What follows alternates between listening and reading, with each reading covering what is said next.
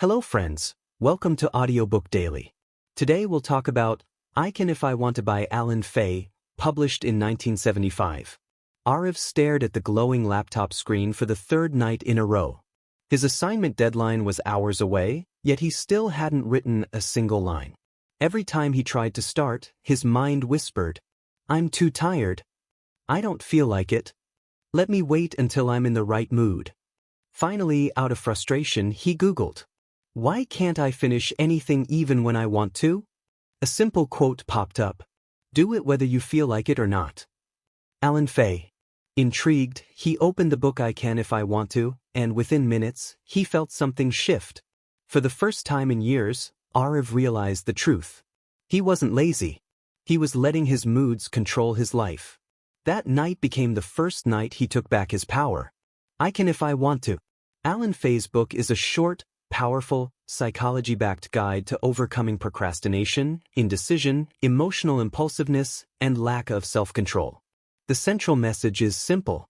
You are not controlled by your feelings. You are controlled by your decisions.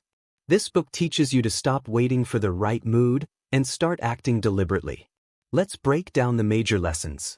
1. Your emotions lie. Don't treat them as commands. Most people think the problem is lack of motivation, low energy, bad habits, but Allen Fay says the real problem is this: you let your mood dictate your actions. When you say, "I'll do it later. I don't feel like it now," you have already lost. Feelings change, but choices stay. The book teaches you to replace emotional thinking with rational commands, such as, "Do it now. I don't need to feel like it.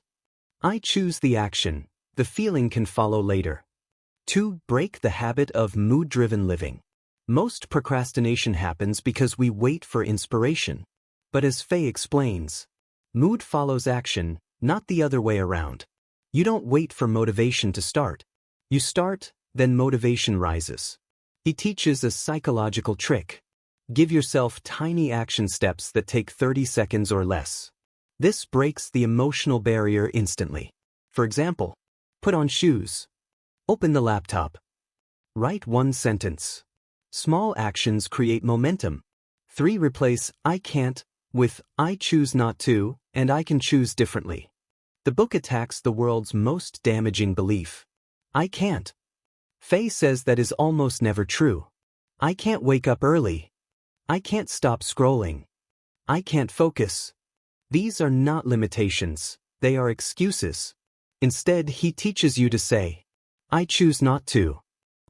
I can if I want to, I just need to choose differently." This shifts the power back into your hands. 4. Responsibility equals freedom. The book emphasizes that blaming moods, circumstances, or people keeps you stuck. The moment you say, "I am responsible. My choices create my results. Nobody else is in control of my life," you unlock freedom. Responsibility is not a burden. It is the key to empowerment. 5. How to take rational control over your life.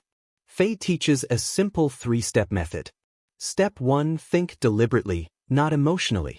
Don't ask, "Do I feel like doing this?" Ask, "Is this the right thing to do?" Step 2. Act deliberately, do the action anyway. Action doesn't need emotional permission.